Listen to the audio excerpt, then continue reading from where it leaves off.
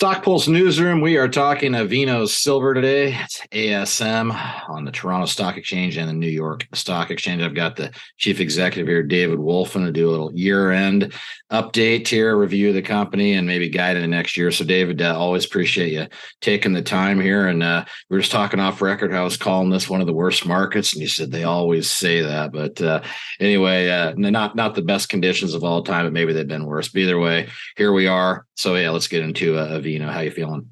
Good. I mean, look at metal prices, right? So no, the equities aren't performing well, but the metals are hanging in there. So that's a sign. That's a good sign. And I think next year, interest rates will probably stop going up, and then the market will start pricing in a decline. So that should be really good for gold. I think gold's going to probably go on a tear later next year. Yeah, and the silver obviously will probably follow suit there. Oh, definitely. It follows gold, and then it outperforms it when that happens, both ways, up or down. So you got to be careful. Well, you're doing both. You're covered there. So yeah, let's get into the day to day here. I put out some numbers here. Maybe disappointed a little bit here in the market, but why don't you talk about how you're feeling about Avino? Oh, I feel good. I mean, we've completed construction on our dry stack tailings storage facility. This is a state-of-the-art $5 million complex we put in to store tailings in the safest way known to man at this time. So we're thrilled about that. We got awarded an ESR award in Mexico from a philanthropy organization of Mexico for being a socially responsible company. So that was really important to us. It really shows the communities and our shareholders, that we care about the communities in which we operate in. This year, we acquired La Preciosa. We closed that in March and doubled the tonnage, more than doubled the tonnage, tripled our ounces to close to 300 million ounces of silver equivalent. We didn't see a re-rating in our stock because silver was at 26 at that time and then dropped below 20. So I think as people get comfortable with our 5-year growth plan that we laid out and we start delivering on that, I think you'll see a re-rating in Avino going forward. Yeah, is it as simple as adding water here and it grows? I mean, silver starts breaking out a little bit here. Obviously, that's going to translate right into your tape. Yeah, we had a record quarter. We processed 160,000 tons to the mill. We still have a little more capacity in the mill. So we're expecting to beat our internal guidance. This year was between 2.2 and 2.4 million ounces of silver equivalent. We're hoping to beat that. Next year, probably a 25% increase over around 3 million ounces of silver equivalent. And then growing from there as we develop our other projects. We've got 3. So you got the Avino mine, you got the oxide tailings resource, and then La Preciosa, 3 projects in one that are going to deliver over the next 5 years. Our growth strategy is become an intermediate producer between 8 and 10 million ounces within 5 years. Wow. Okay. So, it looks like you're bolstering up your supply there. So supply chain, which is we hear about so often now, looks like you've got control of that. Let's look a little beyond that. Sorry to put you on the spot here, though, but give us if you're putting on a long elevator ride down, what's the real story here with Avino? What's the real value here? Well, we're a producer, so we can monetize faster than explorers when metal prices go up. We've got a long-term agreement with Samsung. They buy our product.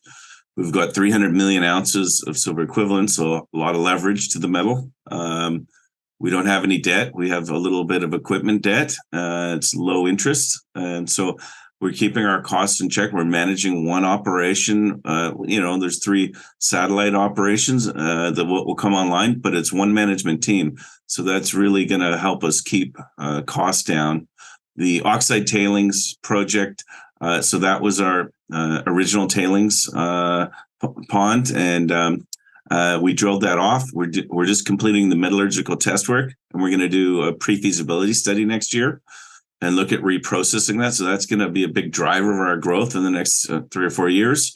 And La Preciosa, we're just doing community engagement with the local ejido groups. These are the villagers that live in that particular region, and we just need their blessing. We own the mineral rights, and so that's been ongoing. We're hoping to wrap that up in the next few weeks, and then apply for permits, and then start getting the equipment ready and doing the surface works. There are 50,000 tons of broken ore on the surface that go back 20 odd years when there was a development drift in there. This was before Orco owned La Preciosa, and Lewisman put in a development drift and pulled out that ore, and it's just sitting there. And we estimate it's worth between $4 and $5 million.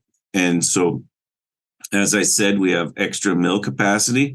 Circuit number 2 is being refurbished right now. That's a 250 ton per day circuit. That's going to be ready by the end of this year. In the next couple of weeks, it's almost ready now. So we're hoping early next year, sometime in the first half of next year, we can start trucking that ore over, and it's going to help offset the costs of building the portal and the decline on La Preciosa. So doesn't sound like you're going to the market anytime soon ever to go get any money there, David. We're not planning any large finances. We'll be opportunistic if the metal prices surge up and we see an opportunity to raise money higher. But I think we have got about 12 million in the bank. End of the next week, we're delivering all kinds of concentrates. So we'll get quite a bit of money from that to finish off the year. So we're in a decent financial position.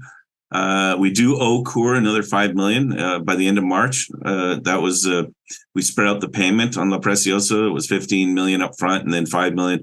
We've got that money earmarked, and it's set aside right now. So we're fine with that. So we're not really thinking about any major financing at this time. We'll just see if metal prices go up, and then maybe we'll raise a few bucks just as insurance. Well, David, appreciate you taking the time here for that update.